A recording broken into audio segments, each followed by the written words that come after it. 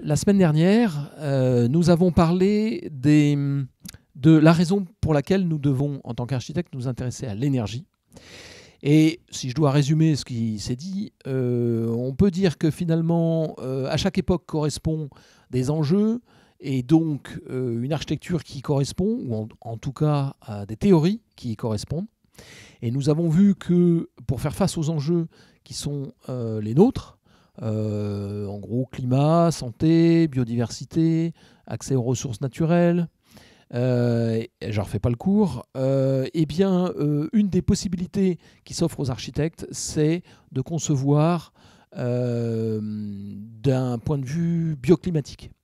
Et la bioclimatique est une discipline assez vaste, mais qui intègre à l'évidence des questions d'énergie. C'est la raison pour laquelle il nous a semblé qu'il était important que les architectes du XXIe siècle s'intéressent à la question de l'énergie, ce que vous avez fait en vous inscrivant à ce cours, et c'était l'objet de la démonstration du cours précédent. Donc maintenant, nous allons assez logiquement nous poser la question de qu'est-ce que l'énergie ? En s'apercevant que cette question, ce concept d'énergie n'est pas aussi évident qu'il y paraît, et les conséquences pour les architectes ne sont pas aussi directes que ce qu'on peut imaginer. Voilà. Et, il n'est pas uniquement question d'isolation et de panneaux solaires, mais des questions qui sont plus vastes que celles-là, et ça va être l'objet du cours aujourd'hui. Alors, qu'est-ce que l'énergie ? Pour tenter de répondre à cette question, mon cours sera divisé en 4 parties. La première, une brève histoire de l'énergie, du concept. On verra que c'est un concept.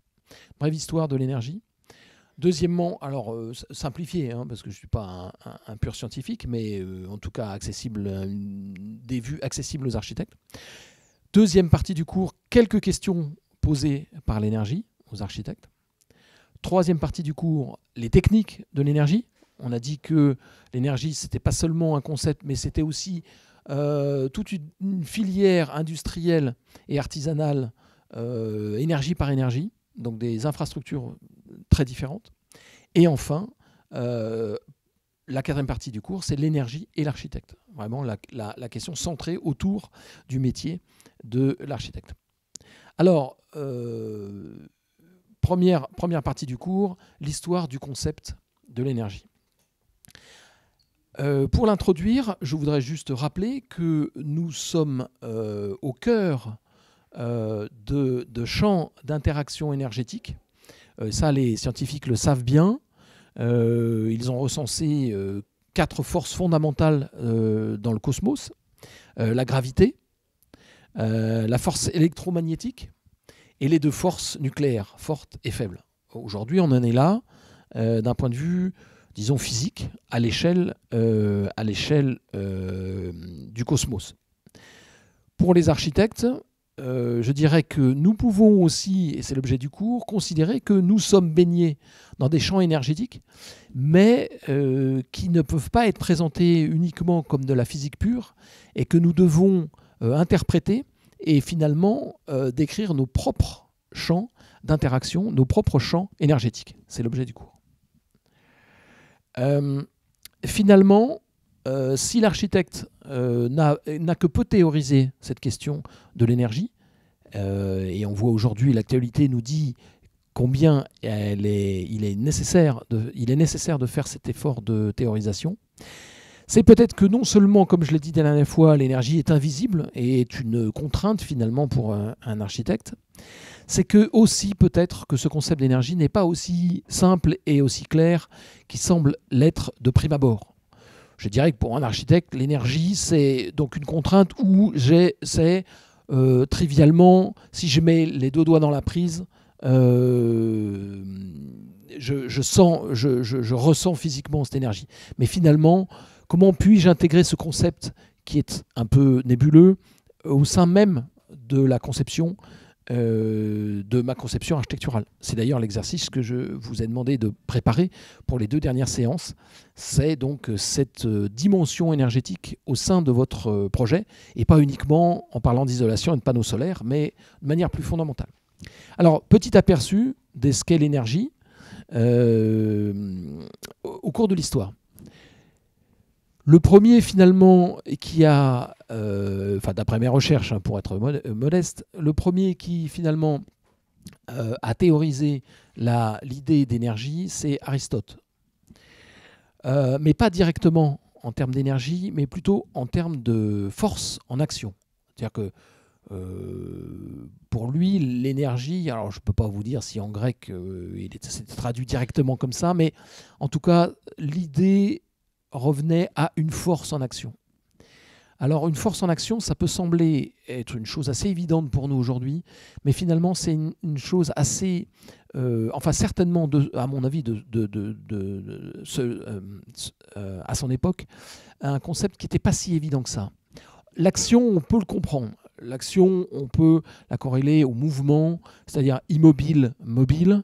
Et ça, je pense que c'est quelque chose qu'on peut assez facilement comprendre et ressentir, et même théoriser avec l'idée du temps, par exemple. En revanche, l'idée de force, à mon avis, est beaucoup plus compliquée à comprendre.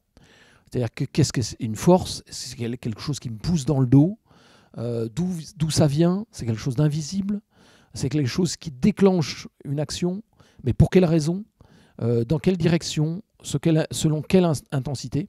Ça, c'était quelque chose, je pense, un concept qui était déjà, à mon avis, difficile à comprendre. Or, en tout cas pour une partie de l'énergie mécanique, cette idée de force est fondamentale pour comprendre la question de l'énergie. On passe 2 millénaires et nous allons nous intéresser à un mathématicien suisse, Jean Bernoulli. Je vous donne ses dates. Il a vécu au mi-17e, mi-18e. Et lui a théorisé et mis en équation le travail comme étant le produit d'une force par un déplacement. Donc le travail, c'est F fois D, c'est-à-dire une force par un déplacement. Alors ça, c'est extrêmement important pour nous. Nous allons nous y référer régulièrement, mais pas seulement, parce que c'est une des dimensions de l'énergie, notamment l'énergie mécanique. Et c'est bien cette idée d'Aristote de force qui est multipliée par un déplacement, donc par une distance. Et là, on commence à comprendre ce qu'est un travail, c'est-à-dire finalement une quantité qui résulte de 2 grandeurs, la force et le déplacement. Et puis, tout au long du 19e siècle, un certain nombre de scientifiques, français et anglais pour la plupart, ont fait émerger une discipline, la thermodynamique, qui, elle, va donner une autre définition, peut-être plus large et de nature un peu différente à l'énergie. Thermodynamique, c'est-à-dire l'énergie en tant que transfert d'une quantité d'un milieu à un autre.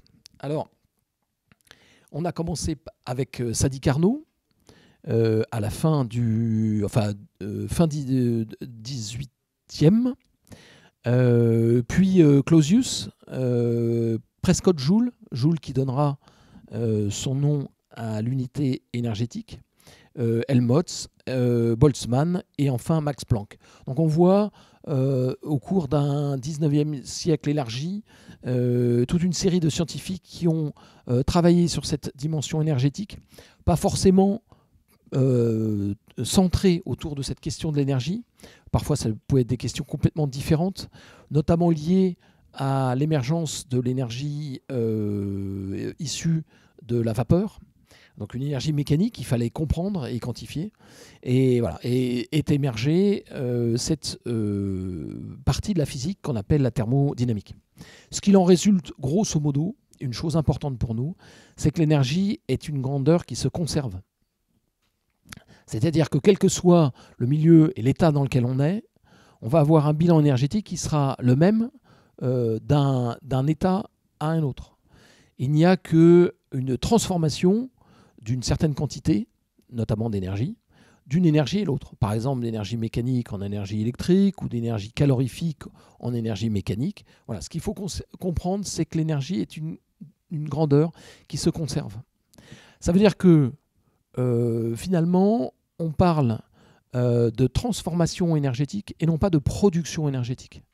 C'est-à-dire la production, c'est un terme qui est impropre quand on dit on produit l'énergie. On ne fait que la transformer d'un état à un autre. C'est important pour nous de le comprendre parce que on évite un écueil qui consiste à penser qu'on produit quelque chose. C'est-à-dire ex nihilo, on produirait quelque chose, une force en déplacement ou une grandeur qui permettrait, de par ses qualités, d'être exploitée. Donc il s'agit bien d'une capacité de transformation. Après, bon, je fais juste une petite digression. À la fin de ce siècle, finalement, toutes ces considérations sur l'énergie et la thermodynamique a amené des progrès, notamment dans le domaine mathématique, par Émile Noether, qui était une mathématicienne suisse, je crois, si je ne me trompe pas, et qui a constaté que cette conservation de l'énergie prouve l'invariance des lois physiques dans l'espace et dans le temps. Je ne développe pas là-dessus, mais c'est juste, gardez-le quand même en tête, parce que si on creuse cette question de l'énergie, il est important de comprendre cette démonstration qu'a amené Émile Noether sur justement les conséquences de cette loi de conservation énergétique. Et puis, on arrive finalement à des choses qui sont plus connues par nous tous, notamment la relativité de Einstein, et qui va amener à une dimension qui, nous, en tant qu'architectes, va nous intéresser, c'est de considérer que l'espace et le temps sont corrélés, intimement corrélés. Alors, pourquoi c'est important ? C'est que très souvent, les architectes pensent en termes d'espace, c'est même leur dimension cardinale, si je puis dire.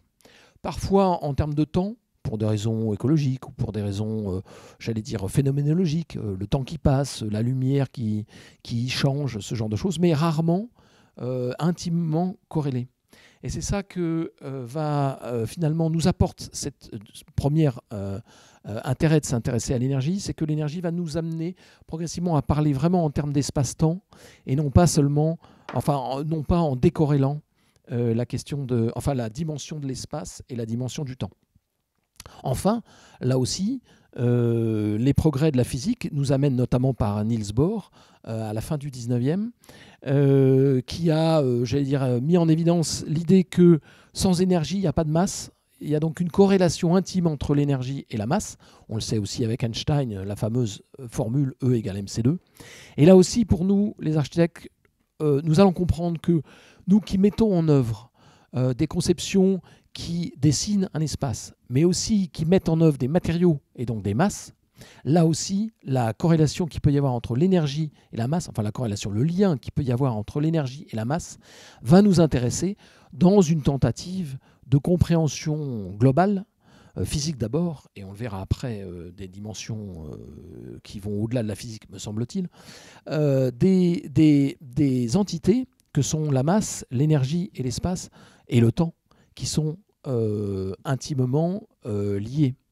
Ce qui veut dire que finalement, nous travaillons dans une dimension qui va au-delà de simplement la dimension spatiale, sociologique ou voire écologique que les architectes ont l'habitude maintenant de manier.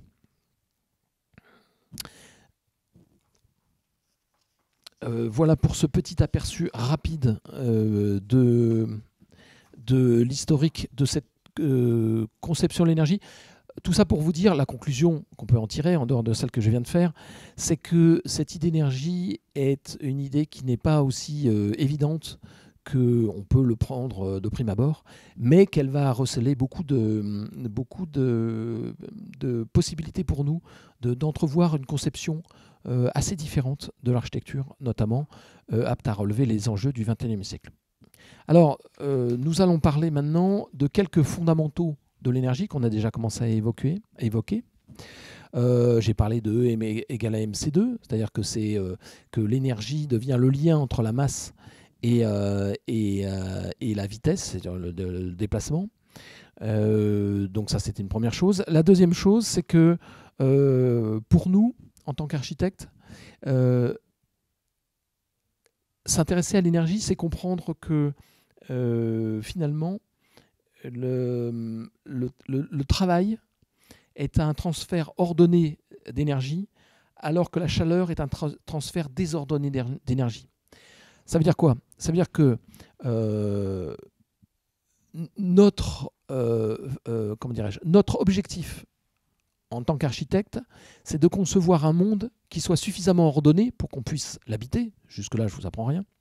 Et donc, ça veut dire que ce monde, il résulte d'un travail qui est conceptualisé d'abord, et puis après mis en œuvre, et il ne ressort pas d'une action qui serait entièrement désordonnée, comme un transfert de chaleur.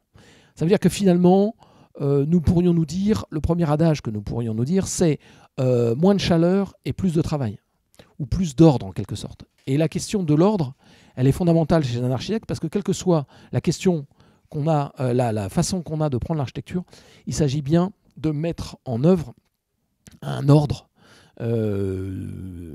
architectural, quel que soit l'ordre. Vous connaissez les ordres classiques, toute architecture, toute histoire de l'architecture est une mise en ordre, en quelque sorte, des choses qui régissent le monde. Ça veut dire que l'énergie va nous permettre, est un outil qui permet de comprendre cette notion d'ordre. Ça me paraît important. Je pense qu'il faut d'emblée ne pas la confondre avec d'autres notions qui sont proches de l'énergie, que nous allons écarter pour bien comprendre de quoi nous parlons, notamment la question de la puissance. La puissance, ce n'est pas l'énergie. La puissance, c'est une manière qu'a l'énergie de se mettre en branle, si je puis dire, de se manifester. Par exemple, il y a plus de puissance dans un verre de kérosène que dans une brique de dynamique, par exemple, d'explosif. Ça veut dire quoi? Ça veut dire que, en fait, la puissance, c'est la capacité de travail, mais elle se présente de manière différente. De l'explosif, un parpaing d'explosif va libérer une énergie, mais dans un temps très court, et qui va faire que il va remplir son rôle d'explosif, mais finalement avec une faible puissance, oui. Alors qu'un litre de kérosène va libérer une énergie, mais tout au long cours, si je puis dire, et donc, comment dirais-je, passer d'un état à un autre, mais de manière très différente, lente et donc très différente. Donc la puissance n'est pas l'énergie. L'autre chose qui est différente de l'énergie, c'est l'inertie dont on parle beaucoup chez les architectes. Il peut y avoir plusieurs types d'inertie. L'inertie thermique, par exemple, ou l'inertie statique. Alors l'inertie thermique, vous savez ce que c'est. C'est la capacité qu'ont les matériaux de conserver une énergie. Par exemple, une pierre qui est chauffée par la pierre d'une cheminée, par exemple, qui est chauffée toute la nuit, va restituer cette chaleur tout au long de la nuit, même si le feu est éteint. L'inertie statique, c'est la capacité qu'ont les matériaux à résister à une force, donc à une contrainte, et donc finalement à une certaine situation énergétique. Exemple, une règle en plastique transparent, si vous la mettez à plat et que vous appuyez dessus, si elle est entre ces deux tables par exemple, vous allez la déformer très facilement, alors que la même règle, si vous la mettez debout, toujours entre les deux tables, eh bien, si vous appuyez dessus, vous allez avoir une déformation bien moins importante. Ça prouve que la même configuration de matière et d'espace réagit à la contrainte très différemment selon cette configuration. Ça montre bien que ces questions de masse et d'espace sont bien liées par ces questions d'énergie au travers de l'inertie. Mais l'inertie n'est pas l'énergie. J'allais dire, c'est la capacité qu'on a à résister justement à une transformation d'un état à un autre. Finalement, pourquoi je vous parle de ces notions? C'est que puissance, inertie, travail sont exprimées toutes avec des unités qui intègrent le joule, qui est l'unité de l'énergie. Par exemple, le travail, l'échange thermique sont l'inertie thermique, c'est en joules par kilo Kelvin moins 1. Si je prends la puissance, c'est le joule par la seconde moins 1. Si je prends l'entropie, c'est le joule par le Kelvin moins 1. Toutes ces notions, toutes ces grandeurs sont finalement des déclinaisons, des combinaisons de l'énergie exprimée en joules et qui est l'unité d'énergie. Raison pour laquelle toutes ces grandeurs physiques qui nous intéressent en tant qu'architecte, que ce soit l'entropie, la puissance, l'inertie et le travail, ont toutes un lien intime avec l'énergie. Et c'est là où l'énergie est centrale pour nous. Alors maintenant, quelques considérations toujours sur l'énergie qui va nous intéresser en tant qu'architecte. Quelques formes d'énergie au sens physique du terme. Alors la première, j'ai parlé d'énergie mécanique tout à l'heure à propos de travail. Cette énergie mécanique peut être décomposée en deux énergies, l'énergie cinétique et l'énergie potentielle. Alors c'est important pour nous parce que ça nous aide à mieux comprendre en tant qu'architecte ce qu'est l'énergie cinétique et l'énergie potentielle. Alors, pour expliquer cette différence, je vais prendre un exemple assez proche des questions que peut se poser un architecte pour expliciter cette décomposition de l'énergie mécanique en énergie cinétique et énergie potentielle. Si je prends une boule de pétanque et que je la place à 1 mètre du sol et que je la laisse tomber et qu'elle tape le sol, qu'est-ce qui se passe?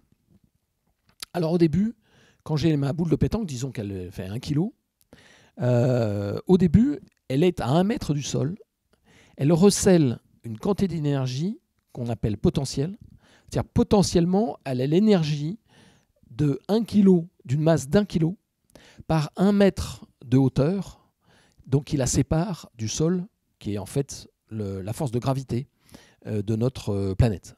Donc j'ai une énergie qui peut s'exprimer, qu'on peut quantifier selon une formule assez simple, qui lie la constante de gravité, la hauteur de chute, 1 mètre, et la masse de la sphère, de la boule de pétanque, d'1 kg.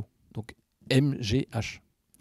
Voilà, donc l'état de mon système boule de pétanque Terre l'état énergétique se résume à une quantité d'énergie potentielle.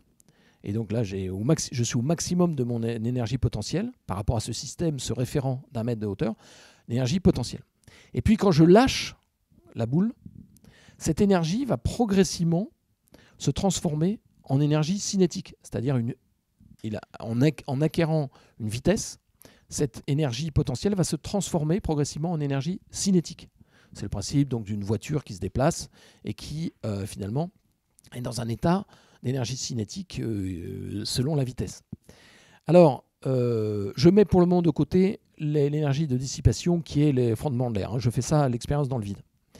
Donc, la masse va être, quand elle sera à 50 cm du sol, à mi-distance, elle aura toujours une énergie potentielle, mais non pas d'1 mètre, liée à une hauteur de chute de 1 mètre, mais de 50 cm, donc moins d'énergie potentielle. Mais en revanche, elle sera à une certaine vitesse. Une vitesse qui est calculée de 1 mètre à 50 cm, et donc elle va avoir une certaine énergie cinétique. Voilà.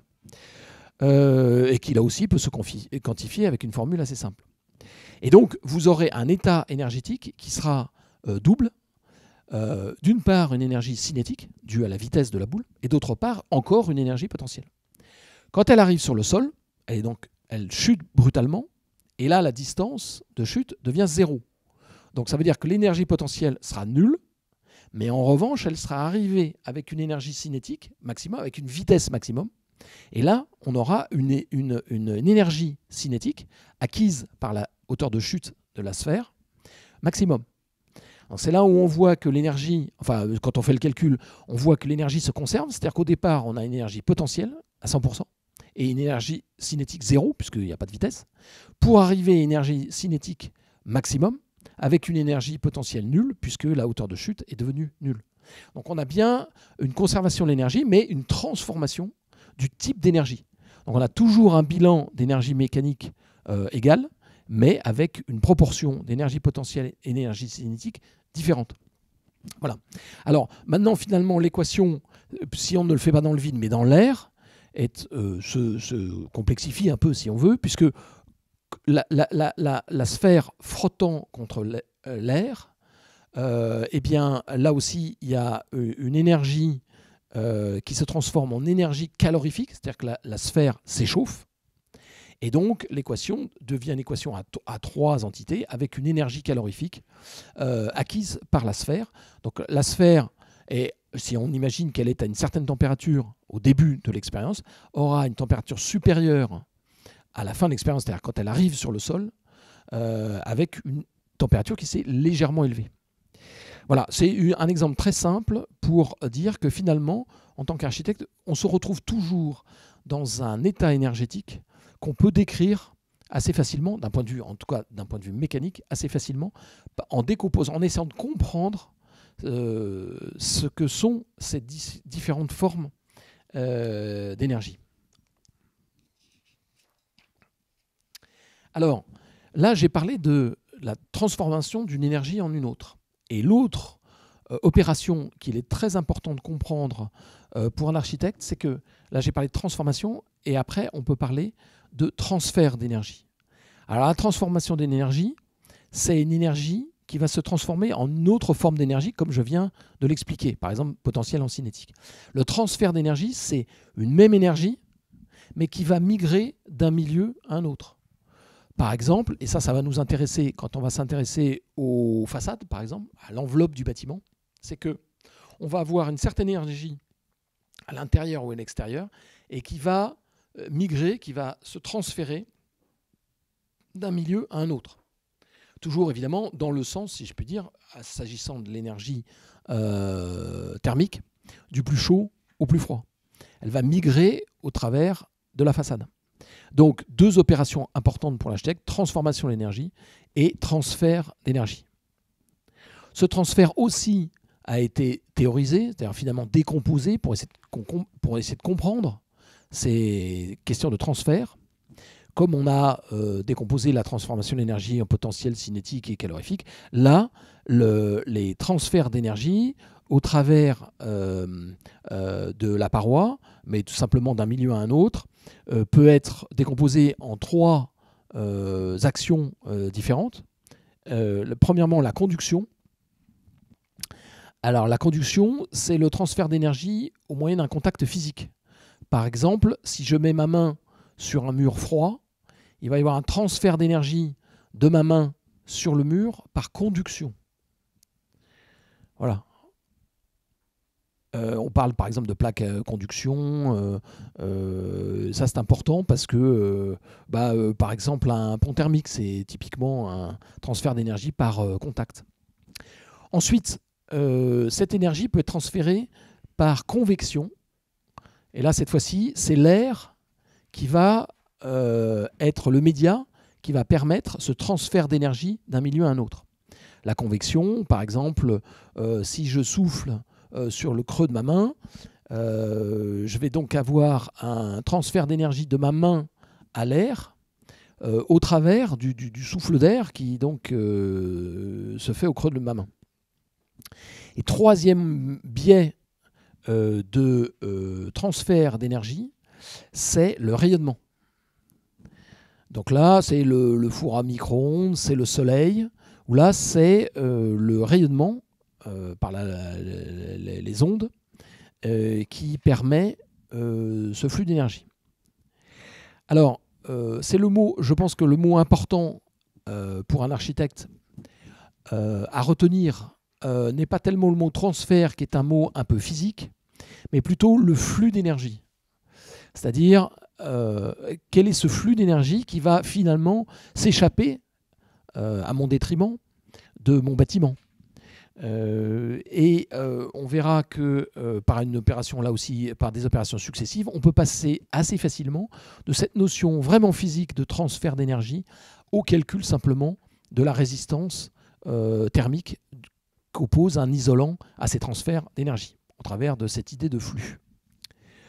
On y reviendra là-dessus plus en détail. Donc voilà, donc à retenir, ces questions de transfert d'énergie, on peut le comprendre au travers des flux énergétiques. C'est-à-dire finalement une espèce de conduction d'une énergie d'un milieu à un autre. Alors tout ça finalement est une affaire d'échange d'une quantité à une autre, d'un milieu à un autre. Et ce qui va nous intéresser dans cette idée d'échange, c'est que nous pouvons relier la question de l'énergie à une question qui, disons, à une forme de pensée architecturale qui est plus habituelle chez un architecte. C'est ce qu'on appelle l'économie de fonctionnalité. En économie circulaire, il y a un des composants de l'économie circulaire, c'est l'économie de la fonctionnalité, c'est-à-dire pour répondre à un besoin, on parle en termes de fonctionnalité. Par exemple, les différentes fonctions d'une façade, c'est d'être isolant au bruit extérieur, isolant par rapport au froid extérieur, isolant à la vue, pour répondre à un besoin de sécurité aussi. La paroi doit pouvoir être close hermétiquement. Voilà. Et donc un architecte a spontanément cet outil intellectuel qu'est l'idée de fonctionnalité. Donc à un besoin correspond une fonction des éléments d'une architecture. Et ça veut dire que finalement on peut relier assez facilement cette idée de fonctionnalisme à l'idée d'échange et donc à l'idée d'énergie, comme je viens de l'expliquer tout à l'heure. Ça veut dire que si on réintègre l'idée d'économie de fonctionnalité dans un ensemble plus large d'économie circulaire, on va parler de boucles fermées ou de boucles ouvertes. Et donc, ces idées de boucles vont nous permettre de comprendre ce qu'est une pollution, par exemple, une boucle ouverte sur un milieu, ce qu'est un gaspillage, c'est-à-dire le fait de ne pas pouvoir utiliser une certaine quantité de matière ou d'énergie. Je parlais de dissipation tout à l'heure en termes d'énergie calorifique. Eh bien ça, c'est bien l'idée de boucle et donc de fonctionnalité qui va nous permettre de théoriser le concept d'énergie pour un architecte. Et finalement, alors que l'énergie est étudiée dans le domaine des mathématiques, de la physique et de la biologie, pour nous, en tant qu'architectes, nous pouvons déjà donner une première définition, si on peut dire, de l'énergie, l'énergie serait une capacité que lui offre l'environnement de faire fonctionner ensemble les entités de son architecture. Voilà, je pense que c'est ça qu'il faut garder à l'esprit, c'est cette idée de capacité. L'énergie est une capacité offerte par l'environnement à l'architecte pour faire fonctionner un dispositif. Voilà. Je pense que c'est important de comprendre cette définition parce que finalement, seule l'énergie, au travers de l'idée de capacité, permet à l'architecte de comprendre que pour des raisons de réponse à des enjeux écologiques, eh bien, l'architecture peut être autre chose qu'un abri, un décor ou même un espace, mais peut acquérir cette dimension de capacité. Voilà, donc je pense que c'est la première idée qu'il faut retenir de cette historique sur l'énergie. Alors, deuxième partie de mon cours sur quelques questions posées par l'énergie à l'architecte. La première, c'est que nous vivons depuis quelques siècles dans l'idée d'une énergie toujours plus abondante. Tiens, on a à notre disposition toujours plus d'énergie. Et ce, depuis un temps relativement bref, disons, pour simplifier, au début de la révolution industrielle. Et c'est cette idée de surabondance d'énergie qui fait que l'architecture a évolué finalement. On peut imaginer que l'architecture a évolué pour aller là où elle est aujourd'hui, justement à cause ou grâce à cette surabondance d'énergie.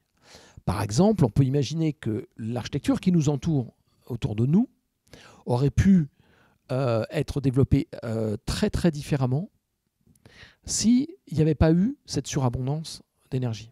Alors, c'est évident dans le domaine des transports, par exemple, ça l'est moins dans le domaine de l'architecture. Fondamentalement, ce que ça pose, c'est l'idée, pour un architecte, l'idée de progrès. C'est-à-dire, qu'est-ce que le progrès? Est-ce que c'est satisfaire directement de plus en plus de besoins humains, mais comment dirais-je, reposant sur le paradigme d'une énergie de plus en plus abondante? Si je vous en parle, c'est qu'aujourd'hui, on arrive à une situation historique où on peut se poser la question de savoir si on va avoir une énergie de plus en plus abondante. Finalement, ce qu'il en découle de ça, d'un point de vue historique, c'est que ce n'est pas une énergie qui remplace une autre, c'est une énergie qui va se surajouter à une autre. Par exemple, l'énergie nucléaire n'a pas remplacé l'énergie du pétrole, qui n'a pas remplacé l'énergie hydraulique, qui n'a pas remplacé l'énergie, par exemple, issue de la combustion, du bois, ce genre de choses. C'est une énergie, on découvre des énergies et qui se surajoutent. Et cette surabondance, elle vient non seulement de notre capacité à mieux exploiter l'énergie, ou à davantage exploiter l'énergie, comme par exemple l'énergie nucléaire, depuis cette fameuse formule E égale mc2, mais surtout aussi de ce palimpseste d'énergie qui se superpose. Ça veut dire que si on dit le progrès est décorrélé de cette surabondance énergétique, alors qu'est-ce que le progrès? Et c'est ça que va nous poser à nous, en tant qu'architectes, la question de cette surabondance énergétique. Ça veut dire que on doit se poser la question si on est auto-limité, enfin si on est limité par un arrêt de cette surabondance énergétique, quelle réponse en tant qu'architecte allons-nous donner?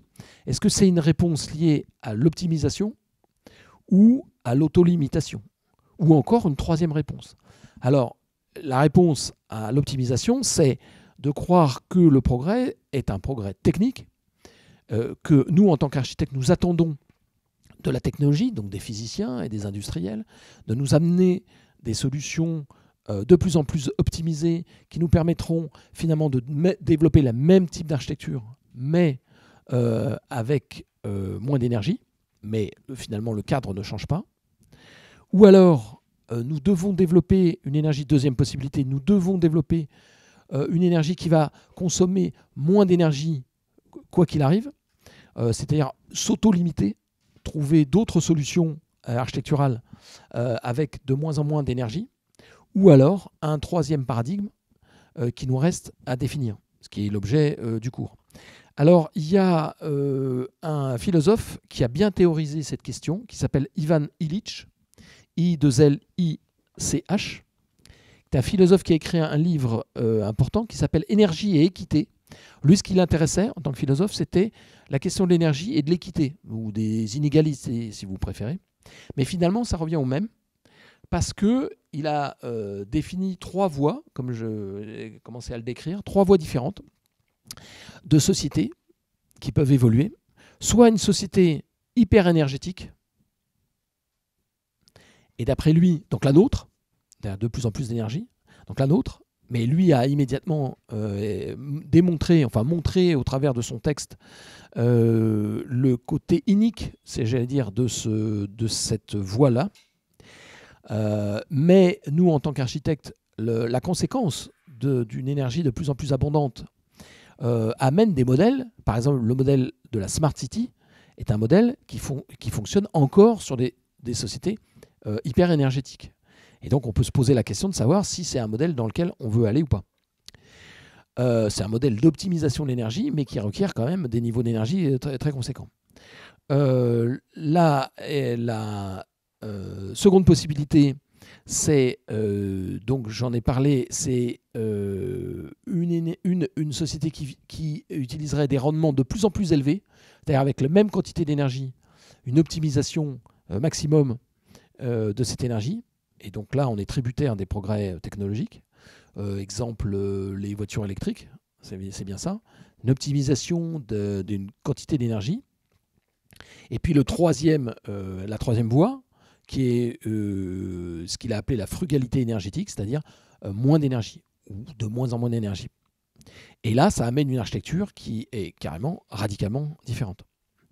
C'est ce sur quoi nous devons réfléchir. Alors, pour illustrer ce que je viens de dire, pour dire que les architectes doivent s'emparer de cette question, peuvent s'emparer de cette question et amener des solutions, je voudrais donner 2 exemples historiques bien connus et qui illustrent la situation dans laquelle nous sommes. Le premier, c'est celui de la France au XIXe siècle, à l'apparition donc, de l'énergie liée à la vapeur, à l'utilisation de la vapeur, qui a amené le chemin de fer.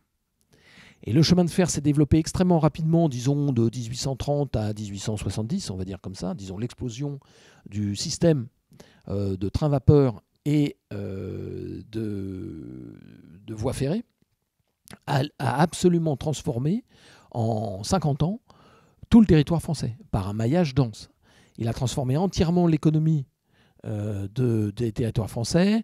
Bon, là, je ne fais pas un cours là-dessus. Je vous renvoie sur un livre extrêmement intéressant d'un Américain qui s'appelle Eugène Weber, qui écrit La France des terroirs. C'est un historien américain qui a beaucoup étudié la France du XIXe siècle, et notamment, non pas la France urbaine, mais la France, on va le dire, de la campagne, pour simplifier. Et il a écrit à propos du chemin de fer et donc de cette énergie nouvelle, une citation que je vous cite entièrement, qui me paraît vraiment illustrer ce que je dis. Le chemin de fer et les traités de libre-échange ruinèrent des territoires entiers organisés à partir des moulins, forges, fonderies et mines de fer, clouteries et vignobles, donc fondés sur une autre énergie, notamment l'énergie hydraulique et éolienne. Territoire pré-industriel avant la machine à vapeur. Ces territoires articulaient petite industrie et agriculture en permettant des cycles journaliers ou saisonniers d'une même main-d'œuvre. Ça veut dire qu'une simple invention technologique qui a permis la transformation d'une énergie, donc l'énergie calorifique en énergie mécanique, a transformé en moins de 50 ans entièrement un territoire, le territoire français, qui lui restait sur le paradigme d'une énergie micro-maillée, donc moulin hydraulique ou moulin à vent, depuis environ 1000 ans. Voilà. Et on voit bien donc que ces transformations énergétiques, ces transformations technologiques ont posé d'énormes questions urbaines et architecturales immédiatement à l'issue de cette transformation du territoire. Je ne vous fais pas un cours sur l'énergie, donc fin 19e, début 20e. Je pense que maintenant vous voyez bien ce dont je veux parler. Deuxième exemple intéressant et qui va nous intéresser dans le cadre du cours sur l'énergie, l'exemple américain, fin 19e, sur l'électrification du territoire américain. On avait, au début, se sont opposés 2 modèles. Le modèle de Thomas Edison et le modèle de George Westinghouse. Alors, quel était le modèle de Thomas Edison? Les deux étant des inventeurs, au départ, pas forcément des physiciens, mais des gens qui sont intéressés à la physique. Courant continu, courant alternatif pour l'un, et courant alternatif pour l'un et courant continu pour l'autre. Mais surtout, l'idée de Thomas Edison, c'était de produire de l'énergie, c'est-à-dire de transformer de l'énergie sur place. C'est-à-dire que chaque foyer aurait été doté, chaque foyer américain aurait été doté, ou immeuble, de sa propre unité de transformation énergétique. Grosso modo, du charbon à l'électricité. Alors que George Westinghouse, lui, avait l'idée de décentralisation de cette transformation d'énergie, globalement des grands barrages jusqu'à la ville. C'est-à-dire, grosso modo, un grand barrage ou une grande centrale énergétique transformait cette énergie et la distribuait par des opérations de transformation, on parle bien de transfo, de transformateurs, pour les distribuer jusque dans les foyers américains. Alors les 2 modèles sont complètement différents parce que l'un a une infrastructure de distribution, par exemple du charbon, via le réseau viaire, c'est-à-dire les routes, les autoroutes, se faire livrer du charbon, comme on faisait autrefois en France pour se chauffer, mais uniquement pour se chauffer. Là, c'était pour produire de l'électricité. Alors que l'autre est une idée de décentralisation, c'est-à-dire je vous distribue une énergie qui est déjà transformée, une énergie électrique à demeure, en quelque sorte. Et comme vous le savez, le modèle qui s'est imposé, pour des raisons en général économiques, est le modèle de Westinghouse, c'est-à-dire d'une décentralisation de cette transformation de l'énergie. On parle bien de centrales énergétiques. D'ailleurs, l'illustration du succès de ce deuxième modèle, on peut le voir dans un film comme Laurence d'Arabie, où à un moment, à la fin du film, on voit que les tribus arabes se disputent le contrôle de la centrale énergétique, parce que maîtriser la centrale énergétique, c'est maîtriser la ville, en quelque sorte, là, de Damas en l'occurrence. Voilà. Alors, les conséquences, c'est les suivantes, c'est qu'il y a eu donc le déploiement d'énormes réseaux de distribution d'énergie, qui sont finalement beaucoup plus importantes que les unités de transformation de l'énergie, comme un barrage ou une centrale, par exemple à charbon, avec un modèle de ville qui est entièrement organisé, enfin qui s'est transformé entièrement via ce modèle de distribution énergétique. Alors il y a beaucoup à dire, on dira pas mal de choses là-dessus, notamment que la Smart City évidemment est fondée sur cette option de décentralisation de l'énergie, mais on peut réfléchir à d'autres systèmes, peut-être aussi réfléchir au système de Thomas Edison. Je dis ça parce que dans certaines contrées du monde, ils commencent à réfléchir à éventuellement revenir à la première organisation. Par exemple à Madagascar. Alors pourquoi ? Parce que le coût des infrastructures, de déploiement des infrastructures énergétiques est tel que peut-être qu'il est plus intéressant de transformer cette énergie par des micro-transformations avec tous les inconvénients qu'on peut imaginer, mais avec tous les avantages aussi qu'on peut imaginer. Imaginez aussi les économies qu'on pourrait faire en maintenance de ces réseaux énergétiques. On sait que la maintenance des réseaux, soit hydrauliques, énergétiques, liés à la mobilité, coûte des sommes très considérables et de plus en plus. Et donc, on peut réfléchir à une autre organisation de ces infrastructures. Et donc, finalement, une autre organisation d'habiter, une autre organisation économique et finalement une autre organisation de société, comme y réfléchissait Ivan Illich. Raison pour laquelle l'énergie, pour nous, doit nous intéresser en tant qu'architecte. L'autre considération qu'on peut faire par rapport à tout ce que je viens de dire et qui est lié à l'énergie et à ces réseaux d'infrastructures, c'est que ce sont des choix qui sont très lourds, des choix historiques, des choix industriels, des choix de société qu'on ne change pas du jour au lendemain. Par exemple, l'actualité nous dit, pour faire simple, peut-on se passer du gaz russe ? Eh bien, on voit que la réponse est peut-être, éventuellement, mais pas en 48 heures. Donc ce sont des choix d'infrastructure, des choix aussi sociaux, des choix d'habitude aussi, d'habiter, plus ou moins d'énergie, ou voilà, comment est transformée l'énergie, qui sont très lourds. L'image qu'on peut retenir, c'est celle d'un supertanker. Vous savez, un supertanker, ça transporte des quantités de pétrole considérables. Eh bien, un supertanker, vous ne le faites pas changer de cap comme vous le feriez avec un dériveur.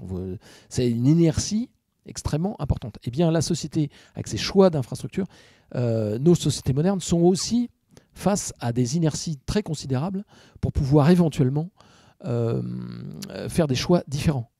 On parle souvent à l'échelle d'un mandat présidentiel sur plus ou moins de nucléaire, plus ou moins d'énergie renouvelable et plus ou moins de gaz ou de pétrole, mais la vérité, c'est que ça n'est pas à l'échelle d'un mandat présidentiel que ces transformations peuvent s'opérer, mais à des choix, à des échéances beaucoup plus longues. Et donc la question de l'énergie, pour un architecte, elle comment dirais-je, elle ramène à une prospective longue. Pas en général la prospective que l'architecte se donne, qui est la plupart du temps celle de l'inauguration de son bâtiment, c'est-à-dire 3 ans entre le premier coup de crayon et l'inauguration du bâtiment, même pas celle de la garantie décennale, c'est-à-dire 10 ans, mais à des échéances de plusieurs décennies. Et c'est là où les choix deviennent difficiles.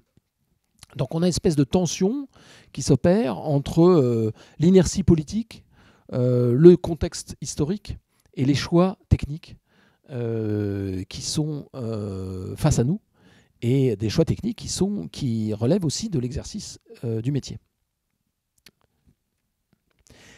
Alors, autre considération, ce que j'appellerais les fondamentaux de l'énergie, j'en ai parlé, c'est l'idée de progrès. Finalement, qu'est-ce que le progrès? Et là, je pense qu'il faut faire des distinguos entre le progrès, la croissance et le développement. Le progrès, j'en ai un peu parlé, c'est une notion quasi philosophique, c'est-à-dire qu'est-ce qui est mieux que quelque chose? Comment faire pour améliorer les choses? Et qu'est-ce qui est mieux? Est-ce que vivre 120 ans, c'est mieux que de vivre 30 ou 50 ans, comme était notre durée de vie il n'y a pas si longtemps? Est-ce que vivre jusqu'à 120 ans, mais dans un état quasi végétatif, est-ce que c'est mieux que de mourir plus tôt? Sont des questions qui sont des questions extrêmement difficiles et qui relèvent presque de la philosophie. Et là, c'est le premier exemple qui me vient en tête, mais c'est une question importante. Alors, j'ai dit tout à l'heure qu'il pouvait y avoir une décorrélation entre le progrès et le développement. Le développement, c'est l'idée que les pays, que certains pays qui ne suivraient pas l'idée de progrès issu, on va faire simple, du siècle des Lumières, de cet humanisme qui vient presque même plutôt de la Renaissance. Est-ce que ces pays-là sont des pays sous-développés, en voie de développement, réfléchissent à un autre développement? Je parlais de Madagascar et de ses infrastructures énergétiques. Est-ce que l'idée de développement, on peut la décorréler aussi du progrès ou lui donner une idée, une réalité différente? Et puis l'autre question qu'on peut se poser, ou entité, c'est l'idée de croissance. C'est-à-dire que faut-il croître? Que veut dire la croissance? Est-ce que la croissance, c'est toujours plus, par exemple? Toujours plus de matière, toujours plus d'énergie, toujours plus de biens, toujours plus de confort, toujours plus de bien-être? Est-ce que c'est ça le développement? Finalement, cette question de l'énergie va nous poser toutes ces questions parce que selon ces perspectives-là, progrès, croissance, développement, l'idée énergétique peut prendre un sens tout à fait différent. Prenons par exemple la question de l'innovation. L'innovation notamment énergétique, mais l'innovation au sens le plus large du terme. On parle toujours d'innovation, de start-up innovantes. Notre économie semble vouloir absolument reposer sur cette idée d'innovation. Il y a un économiste et mathématicien roumain que vous devez connaître, je pense, si vous vous intéressez aux questions de décroissance, c'est Nicolas Georgescu-Roegen. Je crois que j'en avais déjà parlé lors du dernier cours, qui a classifié ces innovations ou théorisé sur ces innovations. Alors sa classification date un peu, mais je pense qu'elle est toujours basique et essentielle. Il a parlé d'abord d'innovation de gamme de produits, c'est-à-dire un nouveau produit.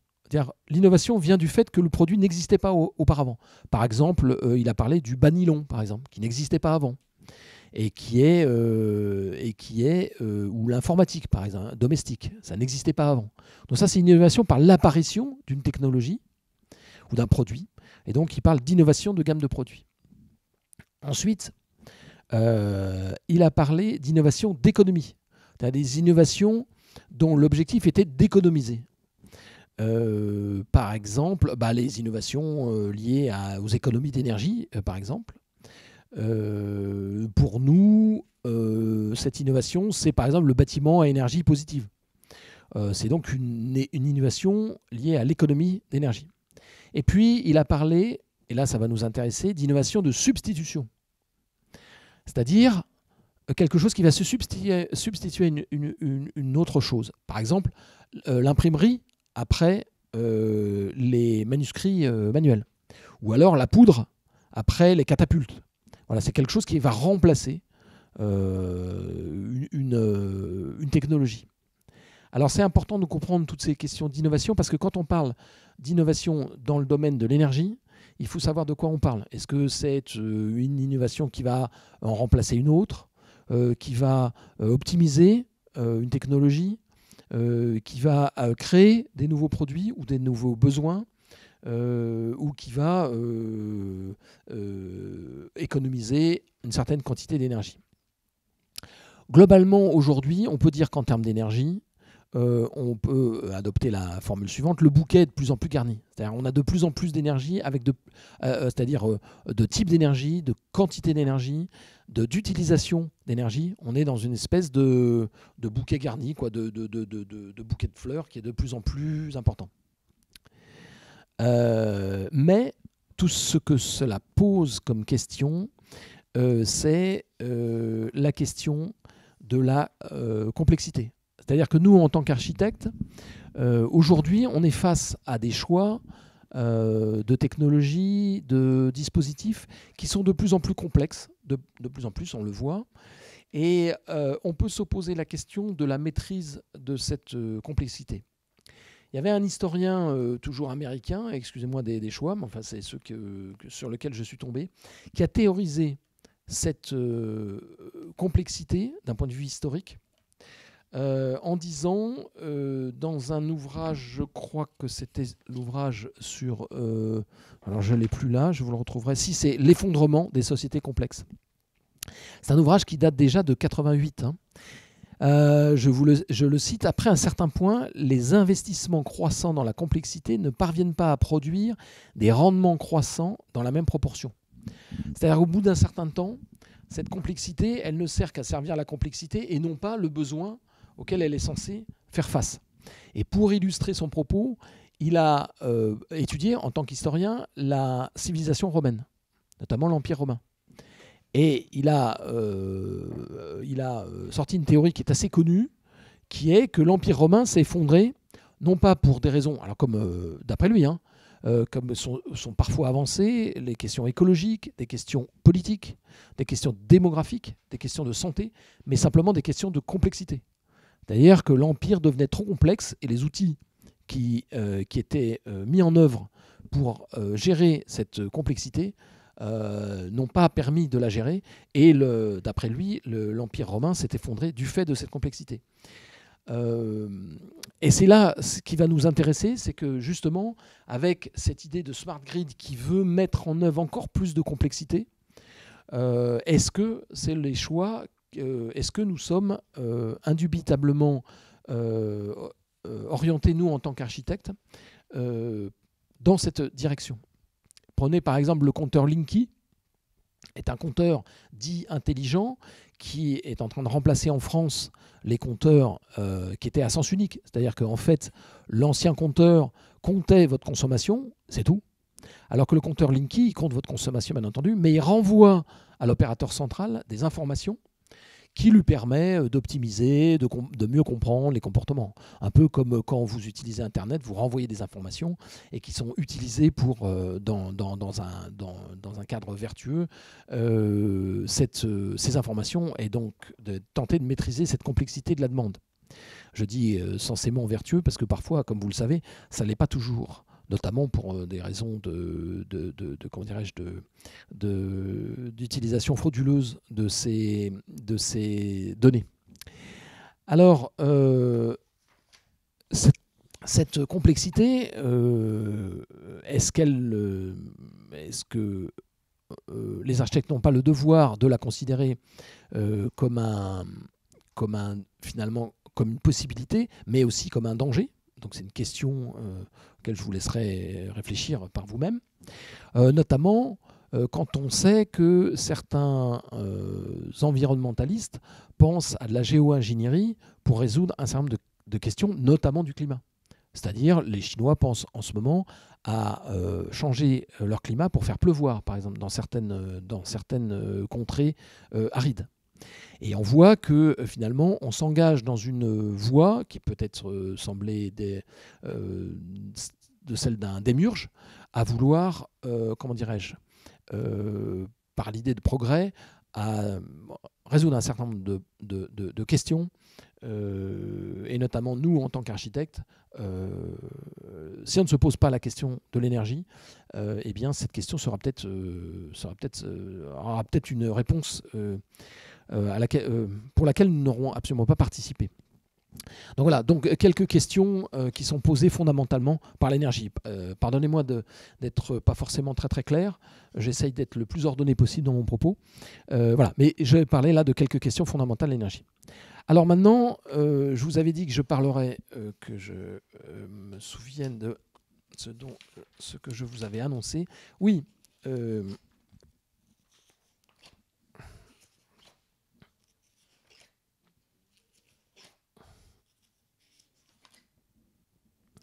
Les techniques de l'énergie.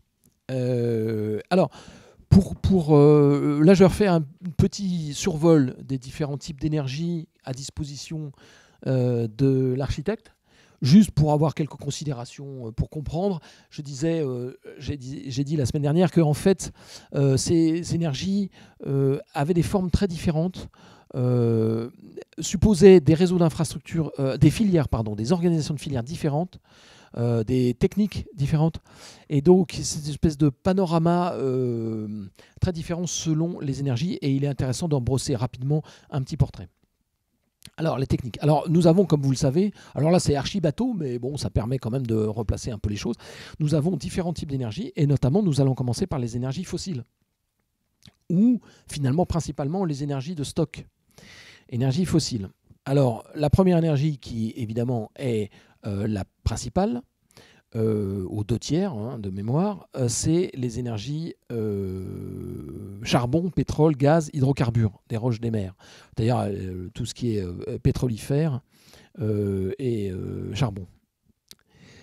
Là-dedans, donc charbon, pétrole, schiste bitumineux, gaz aussi bien entendu, et gaz de schiste. C'est ce qu'on appelle le système pétrolier en fait.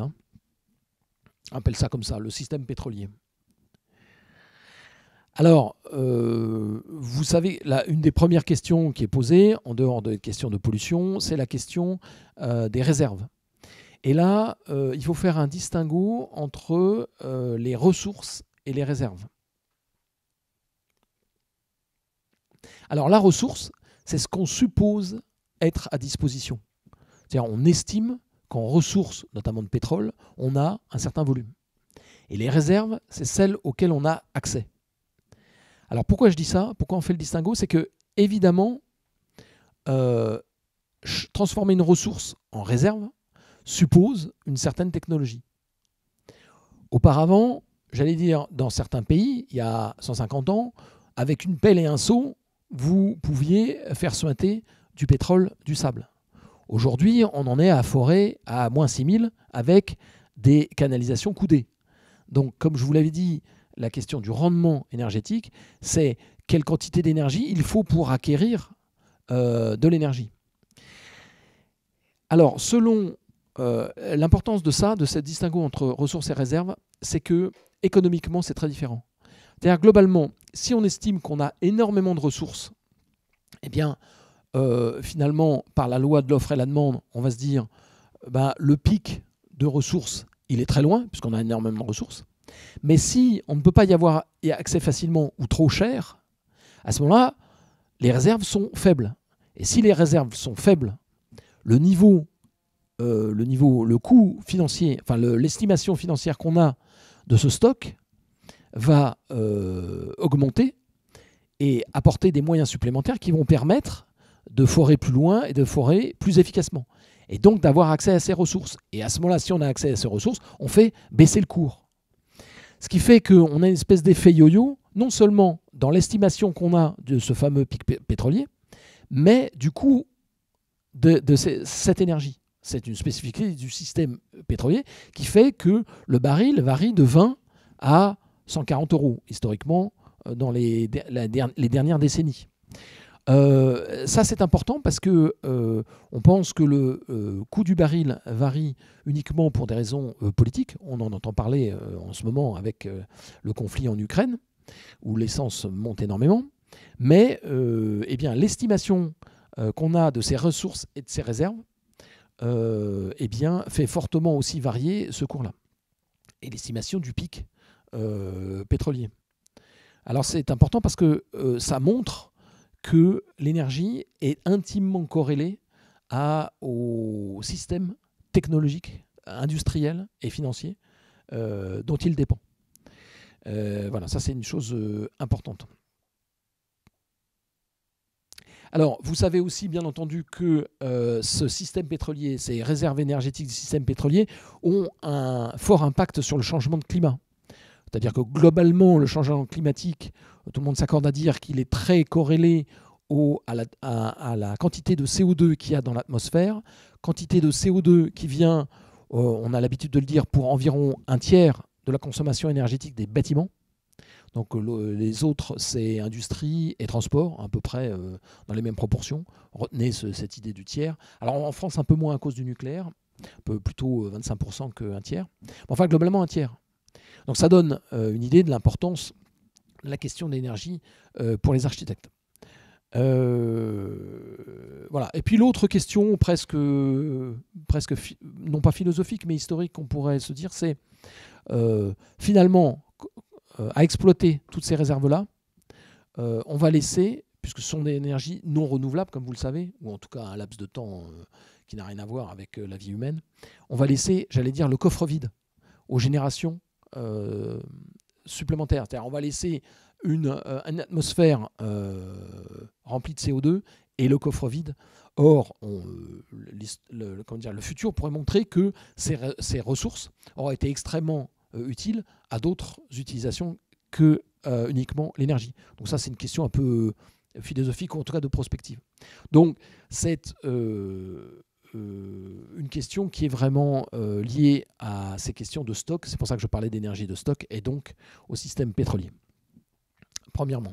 Deuxièmement, autre énergie, l'énergie nucléaire.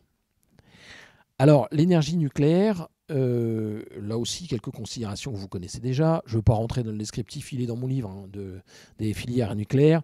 Globalement, on a deux filières de type américain et de type français ou européen, si on veut, enfin français, où dans l'un, on stocke immédiatement les déchets de première transformation, et dans l'autre, le système français, où on essaie de récupérer cette filière, ces déchets.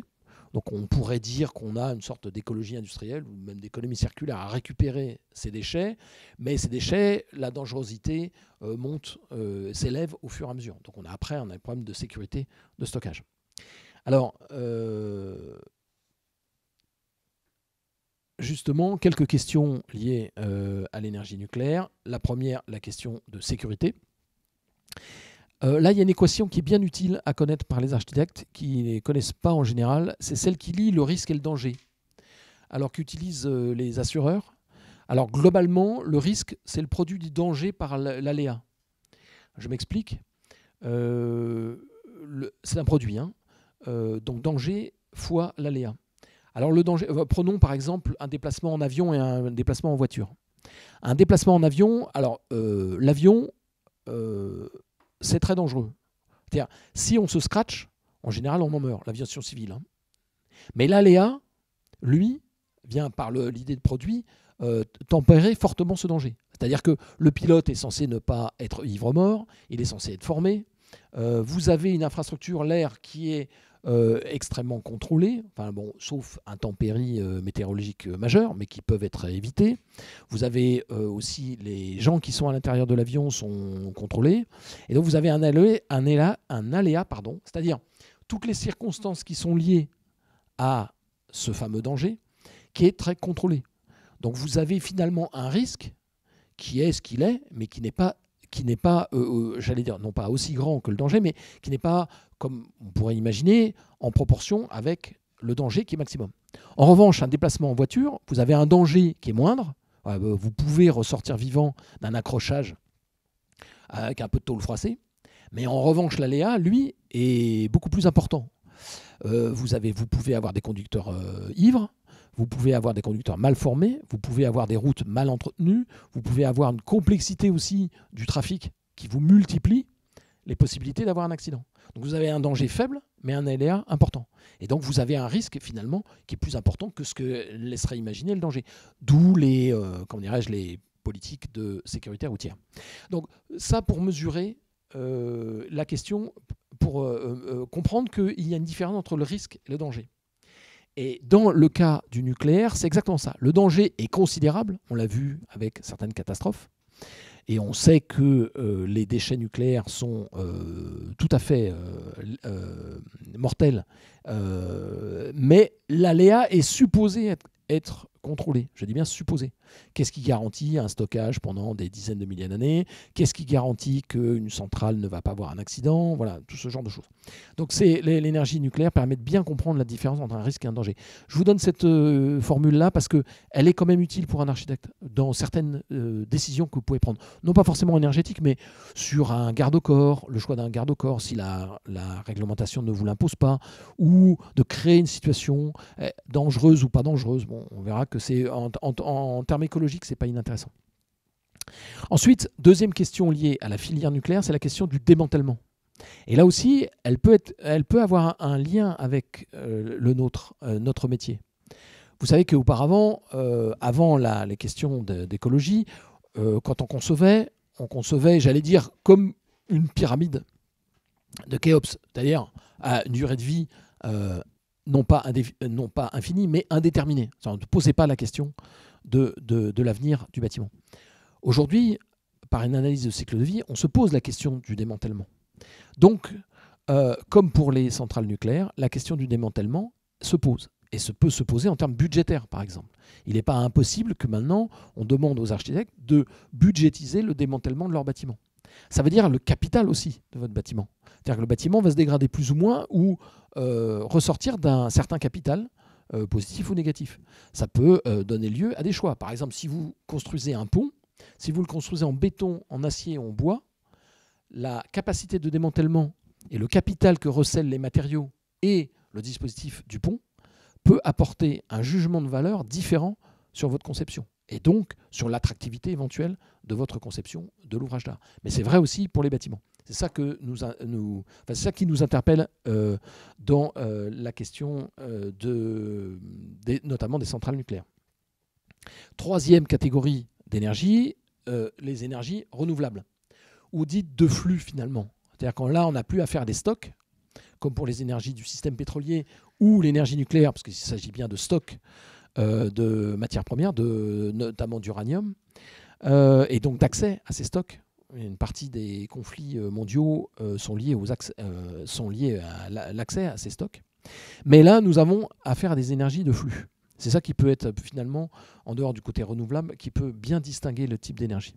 Alors l'énergie hydraulique, qui a toujours été utilisée, je vous parlais d'un maillage fin, on parlait en France, avant l'énergie vapeur, d'un moulin à eau ou à vent tous les kilomètres carrés. Donc il y avait une espèce de maillage extrêmement dense de cette énergie. On va parler là de régulation, et non pas forcément de stock, de quantité de stock, mais de régulation, c'est-à-dire comment on régule cette énergie. Et finalement, comment on va la stocker, non pas en amont, mais en aval. C'est-à-dire une fois qu'on l'a transformée, comment la stocker. Alors l'énergie, je vous dis ça parce que pour l'énergie hydraulique, par exemple, c'est pas seulement pour transformer de l'énergie potentielle, donc de l'eau à une certaine altimétrie, comme je l'expliquais tout à l'heure avec la boule de pétanque, en énergie électrique ou mécanique, mais essentiellement électrique, mais comment stocker une certaine quantité d'énergie. Par exemple, vous êtes dans une période où il y a beaucoup d'énergie disponible. Vous montez de l'eau dans le lac qui est formé par le barrage, et donc cette eau, quand vous la montez, vous dépensez de l'énergie, mais comme vous avez monté une certaine quantité d'eau, quand il y aura une pénurie d'énergie ou une demande d'énergie forte, eh bien vous utiliserez cette énergie. Donc c'est bien aussi une énergie de stock, l'énergie notamment hydraulique. Et c'est ça qui est important de comprendre. Mais comme vous le savez aussi, un problème environnemental, on l'a vu on a beaucoup parlé au moment du barrage des Trois Gorges en Chine, avec un impact environnemental important lors de la construction de 3 barrages. Et puis autre chose aussi important, le danger. On l'oublie, mais il y a eu beaucoup de catastrophes liées à la construction de barrages et surtout après à la destruction de barrages. La dernière en France, je l'avais noté, c'était en France à Malpasset, le barrage de Malpasset, qui s'est rompu en 1959. Bon, 59, c'est pas si longtemps que ça. Et puis il y a eu très nombreux de barrages en Europe qui se sont effondrés. Donc ne pas le négliger. Je parlais de danger, de l'équation risque-danger et aléa. Alors ensuite, l'énergie solaire. Là aussi, c'est typiquement une énergie de flux. Hein, c'est le flux solaire, le flux dont je parlais tout à l'heure. Là, vous avez différentes exploitations architecturales ou tout court de cette énergie solaire. Alors, la plus connue, c'est photovoltaïque. C'est la transformation d'un rayonnement solaire en électricité. Mais vous avez aussi des panneaux thermiques. Là, c'est une transformation d'une énergie solaire par rayonnement solaire en énergie par conduction en chauffant de l'eau chaude. Alors souvent, ce sont des panneaux qu'on retrouve sur le versant sud de toiture. Et puis, des systèmes de concentration. Alors ça ne nous intéresse pas directement, mais quoique, pour la cuisson. C'est une concentration du rayonnement solaire, en général par des miroirs, des systèmes de miroirs, qui peut permettre, par exemple, de remplacer de la cuisson au gaz par une concentration solaire. Dans certains pays, ça peut être intéressant. Alors évidemment, la grande question de l'énergie solaire, comme pour celle de l'éolienne, c'est la question de l'intermittence. D'où la question du stockage. C'est-à-dire quand il y a de l'énergie, quand il y a du soleil, on l'utilise donc immédiatement, mais il faut la distribuer immédiatement. Et comment peut-on la stocker? Alors, vous avez effectivement des batteries, vous avez aussi, et c'est là où on peut la corréler avec d'autres systèmes d'énergie, je parlais de l'énergie hydraulique, donc elle permettrait éventuellement de stocker en montant de l'eau cette énergie. Alors ça s'appelle des steps, je crois, en anglais. J'essaierai de vous retrouver ce que veut dire step. Ce sont des micro-stations qui permettent de stocker en remontant l'eau de l'énergie. Ça commence à se développer de manière assez importante. Voilà, ça c'est la question de l'intermittence.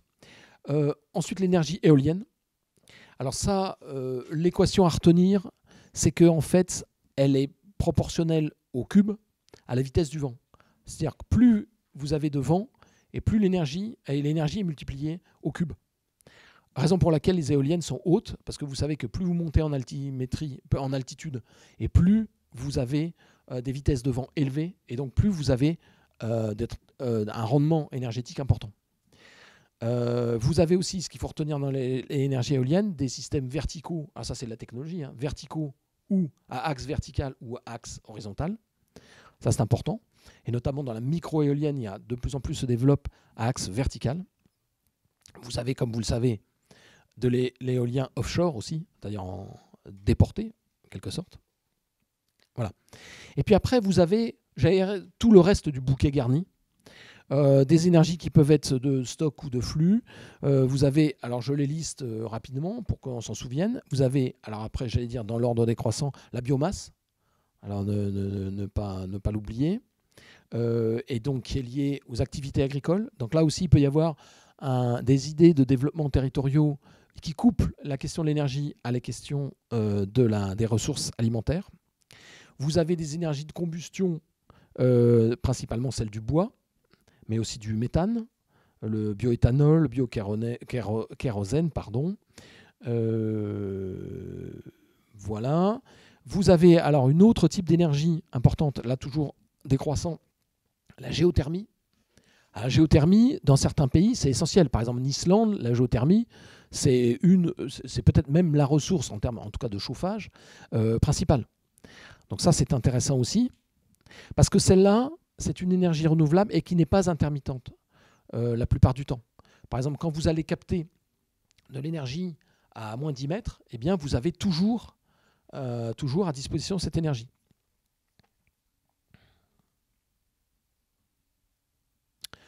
Vous pouvez la capter par captage horizontal ou vertical. C'est-à-dire avec une nappe de capteurs horizontaux à 1 mètre de profondeur, ou alors en faisant des forages.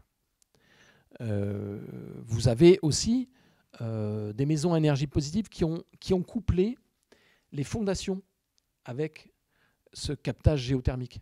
C'est-à-dire dans les fondations dans les pieux de fondation, circulent des tuyaux d'eau qui vont capter l'énergie calorifique qui se trouve à moins 10 mètres, moins 20 mètres, moins 30 mètres. Vous avez aussi, ça je pense que vous le connaissez, les puits canadiens qui consistent à aller chercher de l'énergie, non pas de l'eau, mais de l'air. Vous savez qu'une cave, par exemple, c'est une sorte de puits canadien. Moi, j'habite une maison dans laquelle il y a une cave. Alors, en hiver, quand il fait moins 10, il fait 10 dans la cave. Et quand il fait 50, en cas de canicule, c'était le cas il y a 2 ans, je crois, et ben, il fait 10. Donc voilà, c'est un réfrigérateur, enfin un climatiseur naturel. Donc dans un certain cas, j'ouvre la porte et dans l'autre, je la ferme. C'est la porte qui mène à la cave.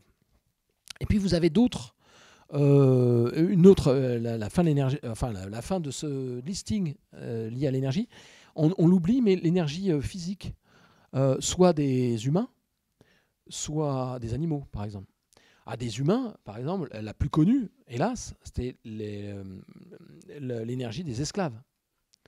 La question, c'est combien d'esclaves faudrait-il aujourd'hui pour faire avancer une voiture? Ou plutôt, quand je parlais d'énergie des animaux, combien de chevaux faut-il pour tirer une voiture? On dit une voiture fait 200 chevaux. Voilà, c'est 200 chevaux qui tirent un véhicule inerte. Cette énergie, elle compte quand même. Par exemple, vous êtes-vous posé la question de savoir combien de temps il faudrait pédaler vite pour chauffer de quoi prendre une douche chaude? Est-ce que quelqu'un a une idée de quel est le laps de temps qu'il faudrait pour pédaler vite pour avoir la capacité à prendre une douche chaude? Ça vous dit quelque chose? Vous avez une proposition à faire? Eh bien, il faudrait une journée pour pédaler très vite pour avoir une douche chaude. Ça, c'est pour donner des ordres de grandeur. Alors, il y a des gens qui, historiquement, ont corrélé l'abolition de l'esclavage au fait qu'on commençait de plus en plus à avoir une énergie, par celle de la vapeur, de plus en plus à disposition. Et donc, finalement, l'esclavage n'aurait pas été aboli par grandeur éthique, mais par le fait que cette énergie devienne moins intéressante économiquement. Parce qu'un esclave, il fallait le soigner, le nourrir, le loger. Et donc, ça avait un coût. Voilà. Bon, c'est une hypothèse qui vaut ce qu'elle vaut, mais qui est posée par certains historiens. Voilà. Donc, ce qu'il faut retenir de ça, de ce petit bréviaire, c'est 2 notions fondamentales. Premièrement, comme je l'ai dit, toutes ces filières économiques sont très dépendantes de leur organisation technologique. Et donc, si on veut réfléchir à un autre type d'architecture et donc à un autre urbanisme, il faut être quand même conscient de tout ça, donc avec une certaine inertie, mais avec aussi des couplages qui peuvent être intéressants entre ces différents réseaux d'infrastructures, on en parlera. Et deuxièmement, que certaines énergies sont cyclées, c'est-à-dire obéissent à des cycles, soit totalement aléatoires, comme le vent. Bon. Alors il peut y avoir des cycles saisonniers, en général plus de vent en hiver qu'en été sous nos latitudes. Mais cette idée de cycle, elle est intéressante parce qu'elle va nous rapprocher un petit peu, de par sa nature, à ce qu'on pourrait appeler la nature, en tout cas la biosphère, qui elle est parfaitement cyclée. Jour, nuit, saison et tout. Et donc dans une approche écologique, ça veut dire que le fonctionnement de notre architecture, elle peut revêtir, d'un point de vue énergétique, des comportements, alors là presque au sens physique du terme, qui se rapprochent de cycles et donc d'une certaine réconciliation avec le milieu extérieur dans lequel on est. Alors, ce qui m'amène à la quatrième, pour terminer, quatrième considération, c'est l'énergie et l'architecte. Je disais justement que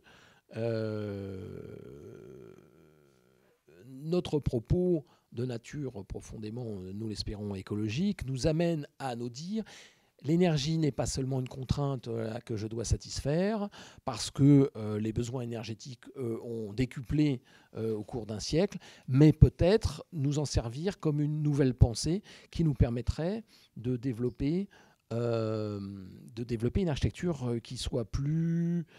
comment dirais-je, Wang Shu parlait d'harmonie avec la nature, mais qui soit plus, en osmose avec son milieu. Alors, ça m'amène à imaginer que nous avons historiquement été confrontés déjà à ces ruptures-là notamment technologiques. Pensez par exemple à l'ascenseur. L'ascenseur, à la fin du XIXe siècle, a simplement permis d'envisager de faire des immeubles de plus de, disons, 10 étages. Parce qu'au-delà de 10 étages, ça devient quand même compliqué de monter, de descendre. Haussmann était plafonné à 6 étages, non pas parce qu'on ne savait pas construire des immeubles de grande hauteur, mais parce que tout simplement, au-delà de 6-7 étages, ça devient un peu plus compliqué. D'ailleurs, on mettait le personnel dédié à la vie bourgeoise à l'étage, puisque évidemment, il était plus pénible de monter 6 étages qu'un étage. Donc, une rupture, l'ascenseur, qui est permis non seulement par une énergie qui devenait de plus en plus bon marché, mais par un progrès technologique. La ville de New York, évidemment, les Américains étant assez en pointe sur ces questions de développement énergétique, a été permise ce développement-là, cette haute densité, en tout cas pour le sud de Manhattan, par justement cette innovation technologique. Pensez à une autre chose aussi, autre innovation de rupture, l'air conditionné. L'air conditionné, vous prenez une ville comme Washington, qui dans les années 40 et même 50 avait la réputation d'être une ville très violente, a été, d'après certaines analyses urbaines, entièrement pacifiée, si je puis dire, à partir des années 60, à partir du moment où l'air conditionné a pu être développé à grande échelle.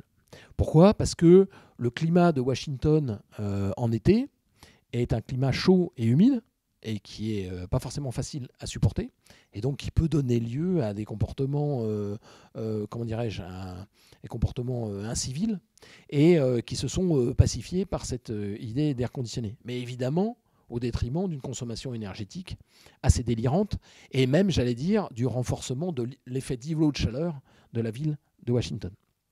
Et puis aujourd'hui, rupture technologique auquel nous sommes confrontés, la question est posée, c'est l'outil numérique. C'est-à-dire l'outil numérique non seulement dans la gestion de la ville, mais dans la conception, ce n'est pas à vous que je vais l'apprendre, et encore moins au sein du CMAU, ce n'est pas Élise qui me contredira. Voilà. Donc la question est de savoir si la question énergétique ne va pas amener une rupture, soit une rupture technologique, soit une rupture par l'utilisation, les niveaux qu'on en fait, ou le type d'énergie qu'on va utiliser.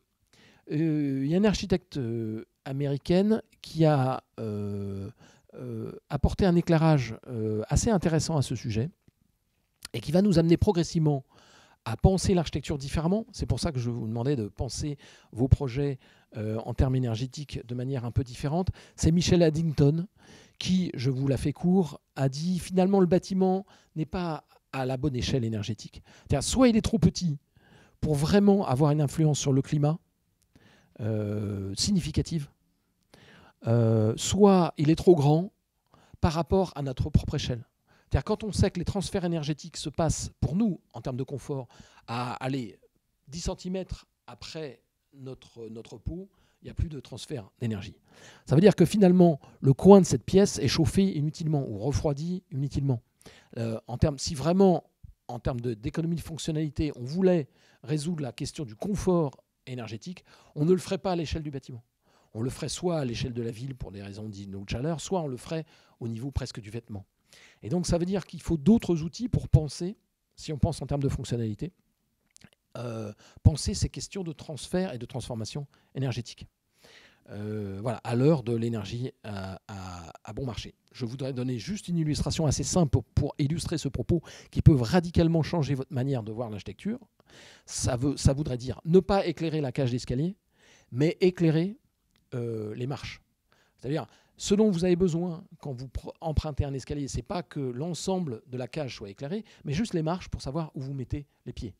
Et même, je vais plus loin, une marche sur deux, puisque vous avez des capacités cognitives qui vous permettent de comprendre qu'une marche sur deux équivaut à chaque marche éclairée, parce que votre cerveau va être capable de comprendre qu'entre deux marches allumées, vous avez une marche qui est dans l'ombre, Mais ce n'est pas parce qu'elle n'existe pas, c'est parce que simplement vous ne la voyez pas, mais vous en déduisez que cette marche existe. Et je vais encore plus loin, une marche sur 3. C'est-à-dire je vais aux limites des compréhensions, enfin de l'exploitation de nos capacités cognitives. Et je vais encore plus loin, un chien est capable de comprendre ça. C'est-à-dire un chien voit 3 marches éclairées et il emprunte cet escalier. Si je dis ça, c'est que les gisements énergétiques qui sont à notre disposition, si on utilise l'énergie pour ce qu'elle est en tant qu'architecte, c'est-à-dire pas seulement des niveaux de consommation, mais des niveaux de compréhension et de conception de l'architecture, va très très très très très très très loin. Vous pouvez avoir des bilans énergétiques extrêmement intéressants. Ce qui veut dire que, ce qui m'amène à conclure, de penser que l'énergie pourrait être la dimension cardinale de l'architecture du XXIe siècle, et plus seulement, soit en remplacement, soit en se surajoutant comme énergie, l'espace ou le caractère d'un bâtiment au XVIIIe siècle, qui était cette dimension cardinale. J'en termine, je vais en terminer parce que je vois que j'arrive à la fin.